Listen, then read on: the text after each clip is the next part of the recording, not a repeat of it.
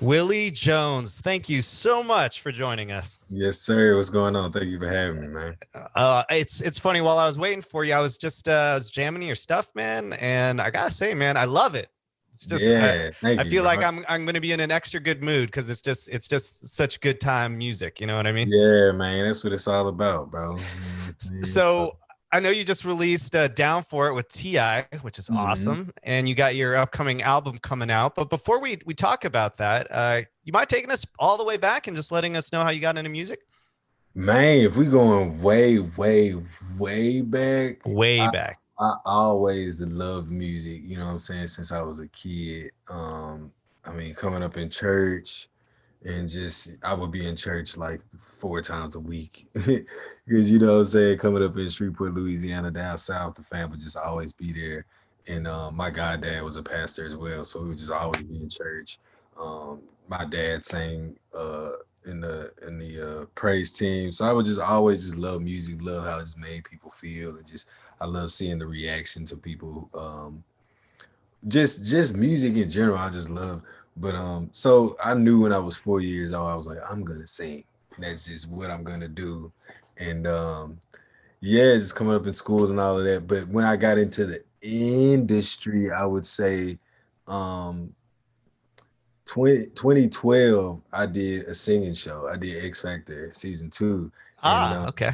yeah, that was like my first like breakout, like you know what I'm saying, for the world to see me. But it was Yeah. definitely a lot of work from there.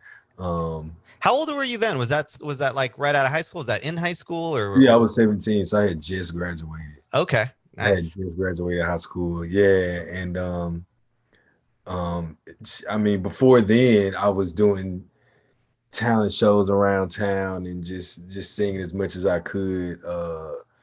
Musical theater. I was in a musical theater and just performing, just sharing my voice. You know what I'm saying? I did a bunch of choirs and yeah, I was just everywhere around town. Like people just knew me for singing. Yeah. I mean, so you were into it ever since you were 4, and you said you were always at church. So not just Sunday, you were your dad was a pastor, Man, so we you was were there Wednesday. We was there for the Monday night Bible study. We was there for the second service, and then just music was always just around. And so were you just singing kind of as a participant at the service, or were you kind of part of the choir pretty early Yeah, I on, would or be in like the children's choir or just in the crowd, just enjoying it. You know what I'm right? saying? And I mean, my parents just always had music on. My dad sang. My mom didn't sing. Don't ask her to sing. Don't do that. But but yeah, just music was just always around, and I was just always, I always had my CD player, my little radio Walkman. You know what I'm saying? Just jamming out. Well, so you wanted to do it. You were already doing it in church. When you did, when did you start doing it? Maybe outside of church. Were Mhm. you? Because I know you got on X Factor, which is a huge Mhm. opportunity, and obviously you did all right for yourself. But what were kind of some of the moments between them? Did you ever like get with your friends and start doing this on the Yeah, so side or? outside the church was, I would say, like around 13, Mhm. 12, when I got involved in just community theaters and Mm. just got involved with people outside of even school, just community theaters and stuff. And yeah, I mean, Shreveport definitely has a community of music lovers, young and old. And yeah, I just got involved in, and like I said, I would do talent shows Mm. and just really branching off and also just listening to other types of music outside of gospel. That Yeah. happened like around like 10 when my parents allowed us to without their supervision. You know what I'm saying? Uh-huh. Uh, yeah, so yeah, I would say around 13, and I got involved in just different talent shows and just really um just singing in front of people too on my own. Right. Obviously, your music is it's you because there's so many different influences in it. What were some Mhm. of the first songs that or type of music that you started listening to when you did have that freedom around fifth Uh, grade or whatever it was? You said yeah, 10. I mean, I listen to anything on the radio, bro. Honestly, I was big, and I was big on like Usher, Chris Brown, Stevie Wonder, uh, Luther Vandross was a big one too. Listened to a lot of hip hop, a lot of pop. Yeah, I was just like all over the place, and then also, um, I mean, my musical theater influence, and that's what really drove me to the storytelling of country music as well, because Mm. it was just easy to follow. You know what I'm saying? Like Yeah. it Yeah. was a plain story, like A B C D E F Right. G, Right. and it was just really easy to follow. And yeah, that's one thing that I just always loved about country. When I got into that, like around 13, 14, I did a talent show where we had to sing a country song. Like that was Mm. a must. And we had like a pop round, we had like a R&B round and a country round.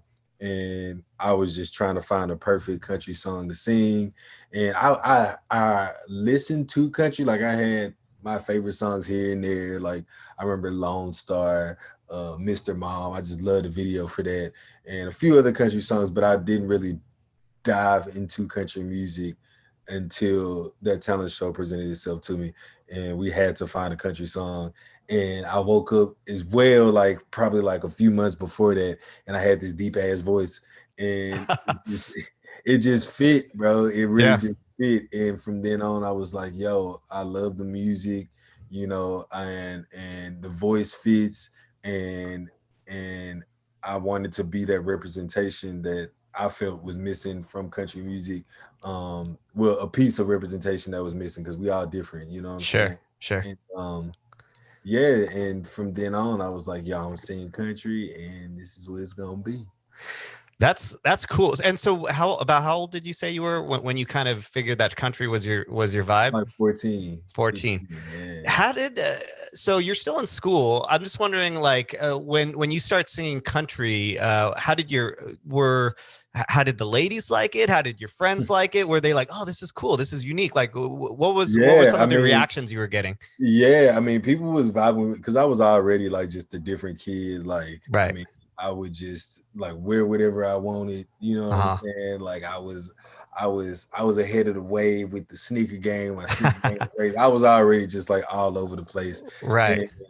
and yeah, people was jiving with it, man. I mean, like I would go to different karaoke bars and sing, and just sing around town, do other talent shows, singing country, and yeah, people was rocking with it. You know what I'm saying? And even my friends, like as I got older, I would put them on other country music and other artists that they weren't into, and just songs, and they would be like, "Yo, this hard, bro." You know what I'm saying? So, Yeah. You're like an so ambassador for country music. yeah, straight up, and I mean, it was the same way with show tunes and stuff too. Like I was like, "Yo, listen to this story, listen to this melody, listen to how they coming," and yeah, my friends and family would just rock with it. You know what I'm saying? Because I definitely was like yeah, like an ambassador, a trailblazer for music, and Right. just a fan of music in general. And yeah, I love just putting people on music. Like who don't love putting people on music? Yeah. Showing them Everyone different wants to things. show their playlist off. Yo, Yeah, check it out. everybody want to show it off, and then they Yeah. always want to be like, "I showed them that song." Yeah, exactly. So you were already your own type of guy. You weren't like the kind of person who felt like, oh, if I do this, if someone, you were already kind of Yeah, I individualistic. really didn't. I really never gave a damn. Yeah. Like honestly, like yeah, I was already just in my own. Like my parents were very supportive and just letting me and my siblings just do us and express and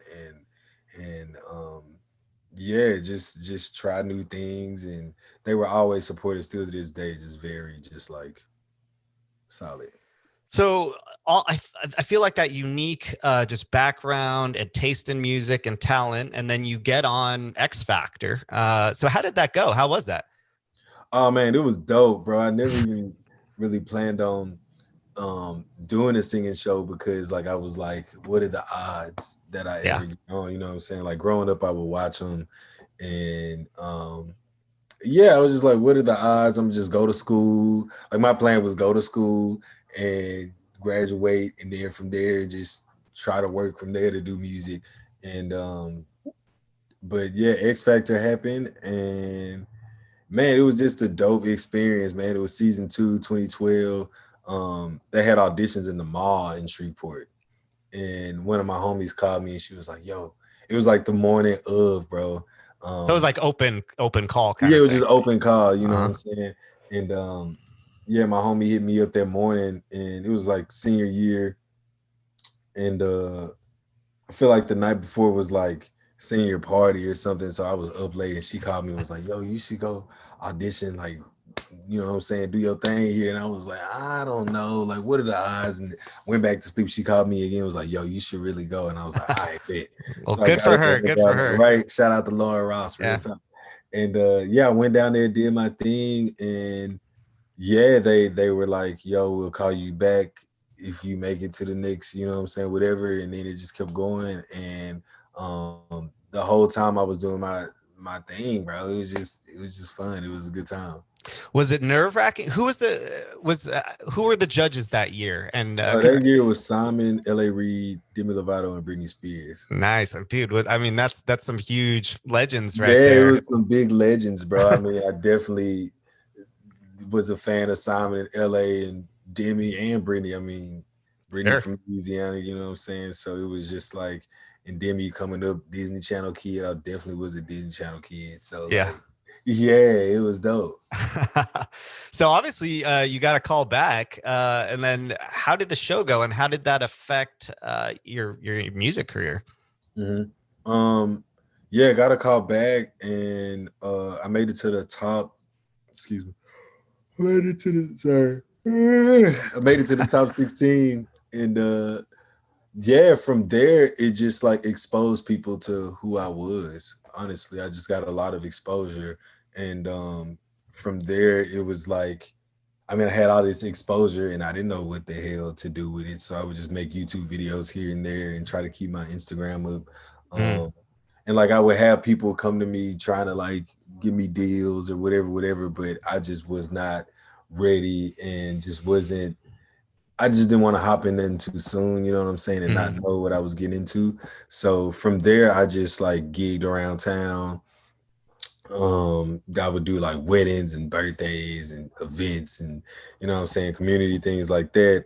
And in the meantime, I was writing and just trying to figure it out and making a little bread here and there doing so. yeah. I mean, Um, that's interesting because it sounds smart to be like, hey, I should wait till I'm ready. I'm still green. I don't know what I don't know yet.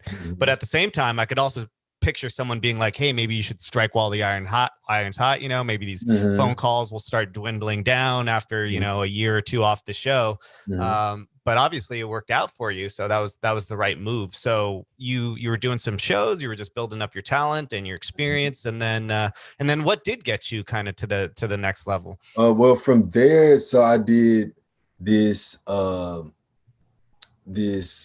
social media tour called MadCon, I and remember that. Yeah. Is that yeah, still, do yeah, they still do that? they don't still do that. Okay. Nah, nah, it's not a That was thing. huge for a while though. I remember it was like all the like Vine stars and Yeah, all these yeah, yeah. big people were doing it for, yeah.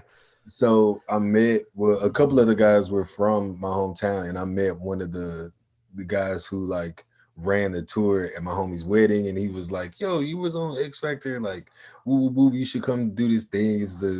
He pretty much explained what the event was, and I was like, "Man, what is this? Like, that don't make no sense to me." Uh-huh. And he was like, "Nah, bro, you'll just, you know what I'm saying, you just come up and do your thing," because they don't sing. That at the time, like many Viners and things weren't into music and Yeah. stuff like Yeah. that. So he was like, "You just come out and do your thing. We'll have a couple other entertainers as well, and from there you just build your fan base and, you know what I'm saying, make a little bread doing that too to around the world." So I was like, Yeah. "Cool." So I did that for a little bit, and yeah, that definitely just grew my engagement and grew my fan base and just got my name out. And yeah, I did that for a couple of years and then ended up in Los Angeles, just moving around out there and just doing the artist thing out there, and Yeah. eventually met the right people that I rock with, and we just been building from there. Wow. So that really those conventions really helped grow your fan base. Did Oh you yeah, for did you sure. then jump on Vine? Were you cultivating kind of that audience, Little or bit, yeah, a little bit. And I mean, when you just toured and just played your music, like they would just, you know what I'm they saying? start finding you Just wherever finding you you, are? Yeah. yeah, wherever you are. So Was YouTube kind of your main outlet at that point? yeah, Were you? YouTube and Instagram, I would Huh. post covers and yeah, and YouTube here and there. Right. So like I said, I was rocking your stuff right before, man, and I ain't got to grow up, man. I think that's my favorite one. That's Oh just yeah. such a fun song, man. I think that's my favorite. But you got a lot of great songs, and I was wondering, because of the unique combination of just elements in your music. Do you ever feel like your music might be a gateway to country for people who didn't maybe traditionally grow up listening to country music? Oh yeah, for sure. For sure. I definitely think uh yeah, my music and just the vibe that I bring out definitely brings people in who don't generally listen, you know what I'm saying? They'll just open their ears up to other music. And like I said, that's one of the things that I love doing is just putting people on to other music. So it's cool that I can be that gateway to, you know what I'm saying, bring other people in. Um and yeah, even if they don't get into other types, just rock with me, you know? For sure. Because I feel like, maybe someone who traditionally just likes rock or pop or hip hop music, they see you and Ti, like, just posed up on a car, and they're like, huh, Yeah, what's this song? Who are these guys? And then they listen to it, yeah. and then it might not sound exactly like what they think, but then at the same time, you kind of have given them an opportunity to appreciate something maybe that they don't typically listen to. So yeah, I mean, sounds make the world go round. So yeah, I just do it for the love of the music, bro. You released quite a bit of music this year. You all these great singles. Are we going to see all of these on your upcoming album in January? Yes. Yeah, so the album dropping in January. I'm really, really excited. And yeah, all these songs will be on there with a few new ones, a few new bangers and things like that. And yeah, I'm just really excited to finally have a record out. And yeah, man, it's lit. It is lit, man. I was listening to your stuff last night with my fiance, and I was listening to Bachelorettes on Broadway. And I was like, this is such a genius song, especially for, I feel like, the country like area of music. Like, I just feel like it's like crack to chicks who are going to be on a bachelorette party. You know what I mean? Oh Like yeah, I I mean that was true story too. Like I mean, uh doing workout in Nashville, and Broadway. I mean, have you ever been to Nashville? You've been to I Nashville. haven't. I haven't. My fiance wants to do her bachelorette in Nashville though. So Oh, there bet. you So it's the done deal. You go. gotta Yeah, turn the song on until it turn up. yeah, for But sure. yeah, I mean, Nashville is the bachelorette party capital of the world. And I was just out there one time with my homeboy Sean Cook, who produced, great producer. He produced Whole Lot of Love, Down for It, a few other ones on the album. And yeah, and I mean he worked on Bachelorettes too. And yeah, we were out there and it was just true story, you know what I'm Yeah, saying? We exactly. just seen it and we was like, yo, we should make a record about this. It wasn't even like we literally I turned my phone on and started voice memo on that Bachelorette tonight.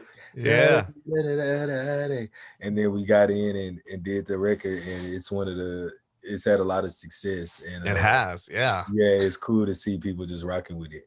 It's such a smart idea, because I feel like, coming from a songwriter perspective or an artist perspective, I feel like sometimes people are like, oh, if I do a Christmas song, or if I do a wedding song, then, and it gets, and it picks up popularity, then you get all that. But I haven't seen too many, bachelorette songs, and Yeah, and right. it's a huge event in someone's life, just like a Straight wedding. up. Most people are going to have a bachelorette to go along with it. So, and Mhm. I even looked at the other kind of like the other services, but I mean, on Spotify, you got 12 million plays on that song, so Yeah, obviously bro. people are Yeah, digging it. straight up. And Spotify shows love. Shout out to everybody over there. But yeah, man, it's a big record, man. And a homie Dave All Day got in and produced it too. So yeah, it's been making bangers, bro. Yeah, dude, they all sound like bangers. Tell us a little bit about Down For It with Ti. I love Ti, so tell us about how you connected with him and how you guys got together to make that record. Yeah, so Down For It came about. I wrote that in Nashville. My boy Sean produced it, helped co-write, and my homie Nicole Croteau. And yeah, we were just out in Nash, and I mean, a lot of my songwriting comes from I would say like 60% of it is just like freestyling. You know what I'm saying? Like I'll just get in and of course melody first, and I'll just get melodies that I rock with, and then just whatever I'm feeling from that or in that moment or whatever comes out, I'll just, you know what I'm saying, right from there. Right. And it's one of my favorite ways to write. And so yeah, we did the track, and I think that You Can Do Whatever You Like came first, and it was crazy because I was looking up the lyrics to Whatever You Like in the session, and out of nowhere I was like, yo, that'll be crazy if we got Ti on here.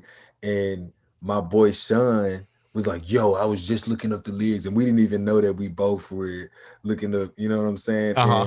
And so we sampled Whatever You Like in the track, and it was crazy because when we did the demo track, he threw in like an old acapella of Ti rapping, and we were like, "Yo, we gotta get Ti on a remix. We got to get Ti on a remix one day." And I would just jam out to this this reference remix that he made. Yeah. And fast forward, we got my guy Mars, who's a producer, music composer, works with Ti, worked with Nipsey, Monica, just all around the board, works with everybody. Yeah. And my manager Johnny, just friends with him, hit him up and sent him the song and was like, yo, we need different drums on this song, because the drums were hidden, but Mars like specializes in like hip-hop drums, like that's right. And so we sent it over to Mars. He put some different drums on there, and we dropped the record. And fast forward, like I was like, just hit him up and I was like, yo, bro, could you slide this to Tip and just what happens? Yeah. And and we wanted a remix for it, and we sped it up, changed the production a little bit, and he played it for Tip, and Tip was like, I'll spit on it, and Tip did a verse on it, and yeah, here we are. Hell yeah, man. Yeah, so you guys manifested that, huh? Yeah, real talk. We real deal manifested that one. And it's crazy because I've been a fan of Tip since back in the Gap, since You Don't Know Me, you know what I'm saying? Yeah. So it's crazy to have him on the record where we were interpolating one of his biggest records as well, Whatever You Like. So you know what's so interesting about that, and I mean, besides the fact that you got to work with Ti, one of the coolest dudes to ever do it, but is the fact that you have a country-ish song, and it's sampling a hip hop song, you know what I mean? And like it's almost like things are coming full circle, you know what I mean? It's like hip hop started like sampling other like more traditional music, and now more traditional music is sampling hip hop. It's come like full circle as far as the generation and the music and the things looking back at themselves. So that's really cool. But that's awesome. You got to do a song with one of your heroes. Yeah, straight up. And like you said, that's cool to hear too, because like I haven't really heard too many country songs that one sample. I mean, Sam Hunt just dropped the record, what was that record he dropped? But it was like one of the first, I mean, besides my song, country songs that I heard where they like legit sampled something. Right. So it's cool to see country just sampling and stepping out and just trying different shit. Totally. Yeah, I feel like music it's so blurred now, you know what I mean? Right. You can listen to whatever you want on a playlist of 1,000 songs at any moment in time. So I feel like it's a natural progression of listening and also creation. But you got your album coming out in January, and that'll be out on January 22nd, right? Mm-hmm. And that's called Right Now. Right Now. And is that because did that have any meaning for you? Is that like, because this is Willie's time, Yeah, or just the tell us? moment, you know what Yeah, I'm saying? Just being present right now is the only moment that we have. You know what I'm saying? The present is the only moment that we have. So just be present. And yeah, and then I also have a song on the record called Right Now. Um, and yeah, it's just like the moment, the time, here we are, right now, we dropping it. yeah. And then you got the lead song is going to be American Dream, and you're dropping that on January 18th, which is Martin Luther King Day. So tell us a little bit about that song. Yeah, so American Dream is my patriotic anthem, you know what I'm saying? Yeah. And it was crazy because I always was thinking like it's so many country like patriotic songs. You know, I remember growing up and on the AM radio when my dad would take me to school in the morning. I remember "Let Freedom Ring" would Yeah. always be playing, and it was just a few other songs that were just like patriotic anthems from country artists. And I was like, well, what does that sound like coming from me in the year 2020? And yeah, we got in the studio. I got in the studio with my boy Josh Logan and Jason Affable. And yeah, I asked that question of myself in the session that day. And yeah, we wrote this song, and it's pretty much just, yeah, it's an anthem for young black folk. And Yeah. just for everybody, really. I mean, it's just a song that recognizes like how far we've come as a country, as a people, and just how far we have to go. And Sure. um just recognizing those who came before us, and also recognizing that you know, we have to be those that lead the mark to get to, you know, just moving the needle forward. Sure. Yeah, I Yeah. love that. I feel like, I love it that what I love about it is you're saying, hey, I'm a patriot. I love this country. But when you love Mhm. something, you want it to be as best as it can be. Mhm. So critique is a natural part of loving something, Exactly. because you see something you love, or see someone you love, and you feel like they could be doing better. You let them know. You don't you know Let them you don't know you straight don't up. let them. So, If you got something on your face, you say, hey man, you got something on your face. yeah, y'all Like, just let them you don't keep let it them. right You don't let there. something hang on their face, or brush Right. the shoulder off, or whatever. So Straight up. So yeah, it's my letting America know I love them, and let's get it done. Let's do better. exactly, exactly. Straight up. So Willie, man, you've toured with Willie Nelson and Dwight Yoakam, and you've done some festivals like CMA Fest and Country Jam. You've toured in Europe. How are some of those tours? How touring with Willie Nelson or Dwight Yoakam? How was that? Yeah, so those shows were great. I mean, definitely two legends.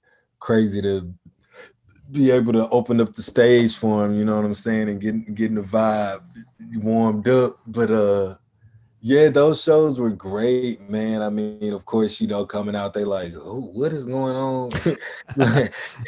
I come out with my DJ, and you know what I'm saying. But I mean, if music is great, you know what I'm saying, and I ain't toot my own horn, you know what I'm saying. But music just resonates regardless of who, age, color, whatever. And I mean, I would just always go out and just be like, yo, I'm just doing this for the music. I'm not trying to do nothing else but that in this moment, and just connect. And I mean, every show I will always connect. And yeah, those shows were great. Those shows were great. And then also CMA Fest.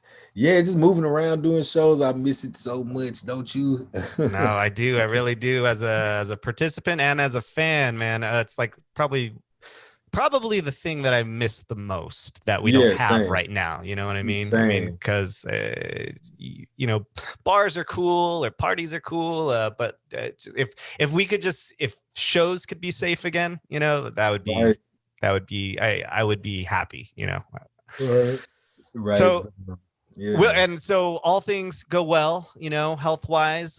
We are going to see you at Stagecoach next year. Oh yeah. If all things go well, right? Oh yeah, for sure. Yeah, I was on the bill for it this year, but Mhm. you know, circumstances. But yeah, next year we're going crazy. All things go well, you know, and yeah, I'll have the album out, and I mean, I'm already working on the second album, and we got some bangers on that one too, and I'm looking forward to getting that out. But right now, out on the 22nd of January, and it's lit. Yep. Album drops 22nd of January. And did you want to tell us about your Apple Music show, the Crossroads Oh Radio? yeah. Crossroads Radio on Apple Music Country is my radio show. So Apple Music has artist radio shows, and they also have just radio hosted shows. But yeah, they launched earlier this year, and I got my own station where I play country and hip hop and everything in between, and we just meeting at the Crossroads, and I put together a playlist. You'll hear some of my stuff, you'll hear some new jams, you'll hear some old country, you'll hear, I mean, everything in between, and I just tell stories in between. And it's a fire show. It comes on every other Monday on Apple Music, and you can also stream it. So Right. Radio, it's dope. So Willie still putting people on to music they might not know that's of. what I love to do, bro. Willie, it's been absolutely a pleasure to talk to you, man. I feel like you're just getting started, so I'm looking forward to hearing the new album. In the meantime, we'll be jamming to the stuff you already got out. We like to end the interview by asking if you had one piece of advice to ask to offer aspiring artists, what would it be? I would say don't compare yourself to nobody, like musically or personally, or comparison kills. So just do your own thing, man. Stay in your lane and just do your thing. You feel me? I mean, when you compare yourself, that's just the easiest way to just demean yourself, you know what I'm saying? And you just want to do you. I mean, just be an individual, you know what I'm saying? Artist, personally, just be yourself. It sounds so, I don't even gonna say it sounds cheesy, but it sounds so like you've heard that 1,000 times, but that's real spiel. And it comes and it resonates a lot more coming from an artist who occupies such a unique space, because you're practicing what you preach. You know what I mean? Yeah, that's real spiel. And I have to, you know what I'm saying? I don't want to compare myself to anybody, because I'm the only one God made like this, you know?